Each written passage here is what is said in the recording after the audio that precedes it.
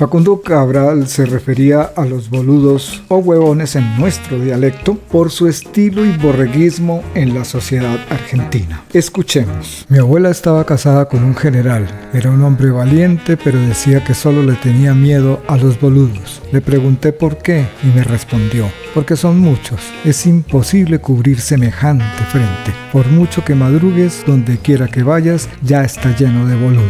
Y al ser mayoría, eligen un presidente. Si hacemos acopio de esto, ya Facundo no está para decirlo, pero no han dejado de reproducirse al punto que eligieron un Adolfito. Sí, ese desgreñado. El pueblo que ignora su historia o la olvida está condenado a repetir indefinidamente los mismos errores. Soy Álvaro de Jesús, porque se tenía que decir y se dijo. Los detalles a continuación en Estrategias de Opinión. Pero la pregunta es: ¿cómo se domina un pueblo entero para que ame a su verdugo, lo elija una y otra vez, trabaje para él y su camarilla de peones, le aplauda y lo defienda hasta el hambre? Se empieza por apagarle el cerebro y encenderle las tripas. Los uribistas de estrato 1, 2, 3, 4 y hasta 5 no van a leer, y si por algún milagro lo hacen, como que no entienden, y si se les habla, no oyen, y si oyen, no discurren. Hay un velo mental que les impide pensar con la cabeza, piensan con el hígado. Y no es que sean tontos, es que han sido adoctrinados, viven con el síndrome de Goebbels. Joseph Goebbels, el genio oscuro que dirigió las campañas de prensa de Adolfo, sí, el papá de los Adolfitos durante la Segunda Guerra Mundial. Fue quien perfeccionó el arte de la mentira mediática y la posverdad, que significa mentiras emotivas. Calumnia que algo quedará, y así, a fuerza de repetir la mentira, la volvió verdad. Adolfo, que ni siquiera era alemán, sino austríaco, convenció a toda una nación de que eran una raza superior. Odió a los judíos por creerse elegidos, mientras él hacía lo mismo con su pueblo, pero elegidos de él. ¿Creía en verdad lo que decía o todo fue una treta para manipularlos? Porque si era tan persuasivo, ¿por qué no conquistó al mundo con ideas en lugar de bombas? El fascismo no razona, grita, no propone, impone, no dialoga, ataca. Que traerán allí Bukele para implementar el sistema carcelario de él.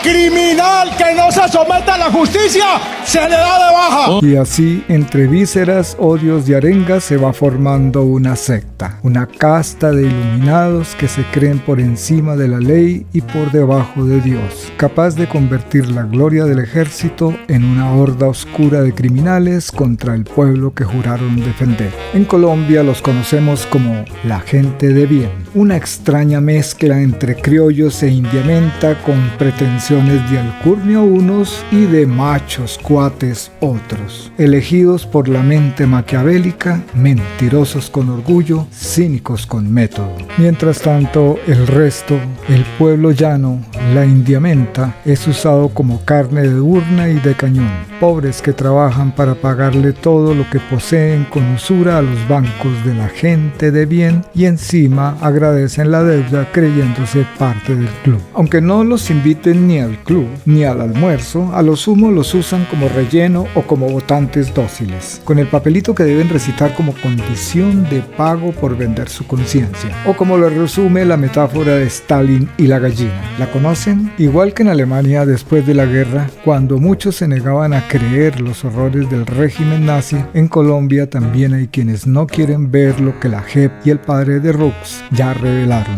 los crímenes, las masacres, las mentiras y la construcción del poder del Adolfito criollo. ¿Y qué hace la indiamenta? Aplaude, agradece, se arrodilla. Aunque algunos de los de bien ya están en prisión, aunque el Adolfito esté en juicio, aún conserva la devoción de esa masa ciega que no lee, no se informa, no razona, solo vota. Y vota mucho, porque aunque sean minoría en pensamiento, en las urnas son mayoría entre la minoría que vota. Colombia es un país donde la mitad no vota y de la mitad que vota muchos lo hacen con el hígado, miedo o por un tamal y un billete que creen que les durará 4 años.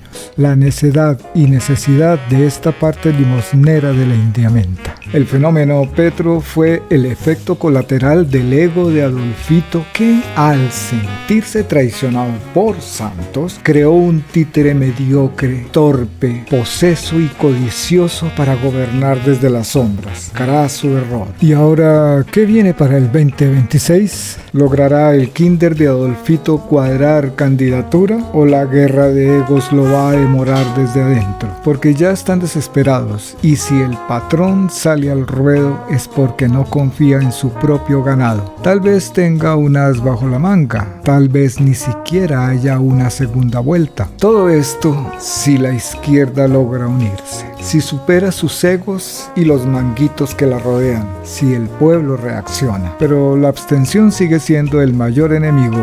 En 2018 y en 2022 apenas se movió. Y el fraude y la compra de votos sin estar en el poder les va a quedar más difícil. Y si el poder les hubiera alcanzado como cuando le robaron las elecciones a Gurrupín en 1970, no le habrían entregado la presidencia a Petro. Esto quiere decir que sus tentáculos ya son más cortos y lo serán aún más ahora que no tienen el Estado en sus manos. De eso hablaremos en el próximo capítulo, con cifras, con fuentes y con nombres. Vamos a responder la gran pregunta: ¿hemos despertado un gigante dormido? Este será el tema de la próxima entrega. Suscríbete y activa la campanita para que no te la pierdas. Déjame un like y tu valiosa opinión. Además, comparte para que entre todos logremos un nuevo amanecer en Colombia, aunque nos esperen nubarrones al menos por una década más. Porque se tenía que decir y se dijo con Álvaro Jesús en Estrategias de Opinión. Muchas gracias y hasta la próxima.